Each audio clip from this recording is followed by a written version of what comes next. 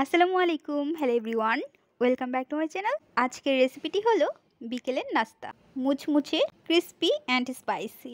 এই রেসিপিটি তৈরি করা খুবই সহজ। বিকেলের নাস্তা কিংবা বাচ্চাদের টিফিনের জন্য তৈরি করে নিতে পারেন। হাতের কাছে থাকা কয়েকটি উপকরণ দিয়ে মজাদার এই নাস্তা রেসিপিটি তৈরি করে নেওয়া যায়। সিম্পলভাবে রেসিপিটি আপনাদের মাঝে উপস্থাপন করব, চলুন দেখে নেওয়া যাক। বিসমিল্লাহির রহমানির রহিম। একটি মিক্সিং বলের মধ্যে নিয়ে নিচ্ছি আটা এবং চালের গুঁড়ি।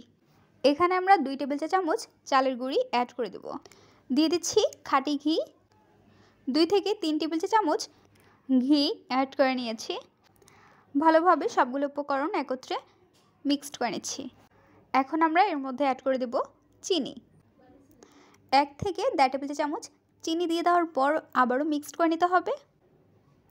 মাখিয়ে নিয়ে নেওয়ার পর হাতের মধ্যে যখন দলা হয়ে যাবে তখন আমরা এর মধ্যে দিয়ে দিব পানি। অল্প অল্প পানি দিয়ে ডোটি তৈরি করে নিতে হবে। সাধারণত আমরা যেইভাবে রুটি কিংবা পরোটা তৈরি করে থাকি সেমভাবে। আমাদের ডোটি প্রায় তৈরি করা হয়ে গিয়েছে। এর মধ্যে অল্প পরিমাণ তেল দিয়ে রেস্টে রেখে দেব 30 মিনিটের জন্য। নিয়ে নিচ্ছি একটি মিক্সিং বল, গ্রেটার দিয়ে আলু গ্রেট করে নিচ্ছি। সেমভাবে সবগুলো আলু গ্রেট করে নিতে হবে। গ্রেট করা হয়ে গিয়েছে।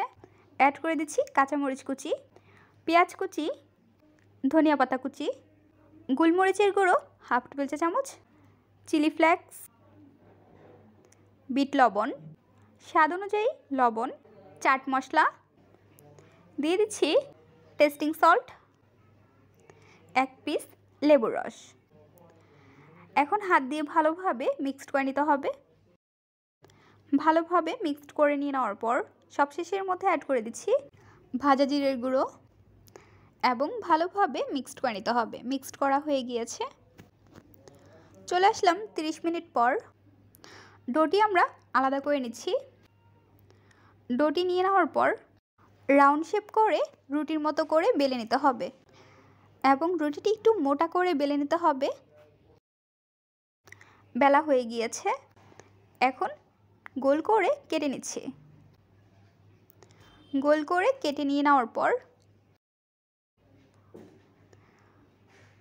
হালকা একটু আটা মাখিয়ে নিচ্ছি এবং বেলে নিচ্ছি। বেলে একটু লম্বা করে নিতে হবে। চারপাশ থেকে কেটে নিচ্ছি।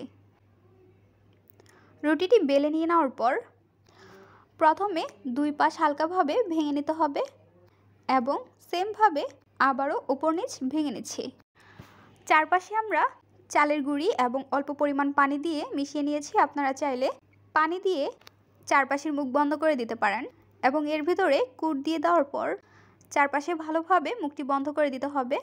বোঝার সুবিধার্থে আবারও দেখিয়ে দিচ্ছি।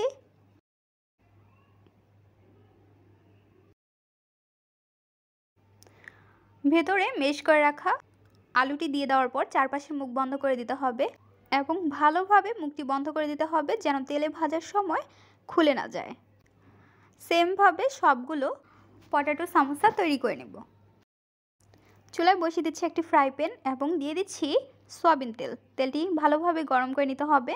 এর মধ্যে দিয়ে দিচ্ছি পটেটো সামোসা। এক পাশ হয়ে গেলে আরেক পাশ উল্টিয়ে নিতে হবে। 2 পাশ ভালোভাবে ভেজে নিতে হবে। 2 পাশ যখন ভালোভাবে ভাজা হয়ে যাবে অর্থাৎ গোল্ডেন কালার হয়ে যাবে তখন আমরা নামিয়ে নেব এবং সেমভাবে সবগুলো পটেটো সামোসা ভেজে নেব।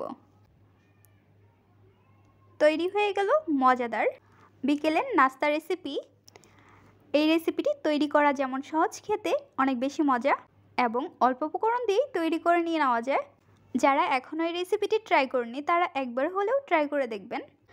মজাদার এই রেসিপিটি আপনাদের কাছে কেমন লেগেছে তা অবশ্যই জানিয়ে দেবেন আপনাদের মূল্যবান মতামতটি। ভিডিওটি যদি ভালো লাগে তাহলে অবশ্যই একটু লাইক করে দেবেন এবং সাবস্ক্রাইব করে আমাদের পাশে থাকবেন। আরও মজার মজার রেসিপি দেখার জন্য সবাইকে আমন্ত্রণ রইল। আজকের পর্বে এখানে বিদায় নিচ্ছি। গাইস, আসসালামু আলাইকুম। ভালো থাকবেন সবাই। আল্লাহ হাফেজ।